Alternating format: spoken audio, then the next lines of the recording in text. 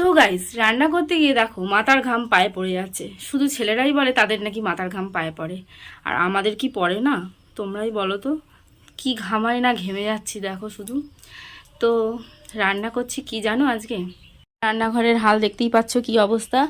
এখানে সব রান্না বান্না গুছিয়ে নিয়েছি। এটা কি বলো তো, এটা কিন্তু মাটনের চর্বি। এটা দিয়ে হবে আজকে কি, সেটা আমি তোমাদেরকে এখন বলবো না।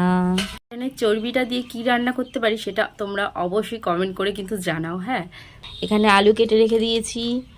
এইটা হচ্ছে গিয়ে একটু লাউয়ের চোকলা দিয়ে আলু ভাজা। আর এইটা হচ্ছে সব থেকে আমার ফেভারিট খাবার, কি বলো তো এটা, নিম বেগুন। তো এই হচ্ছে এখনও পর্যন্ত রান্না বান্না, এই যে হচ্ছে, হয়নি। তো সরি, রান্না মানে কমপ্লিট হয়নি এখনও পর্যন্ত। তো চলো, তোমাদের সঙ্গে একটুখানি ছোট্ট করে একটা ভিডিও শেয়ার করলাম। ভালো লাগলে লাইক কমেন্ট অ্যান্ড শেয়ার করে দিও। চলো, টাটা।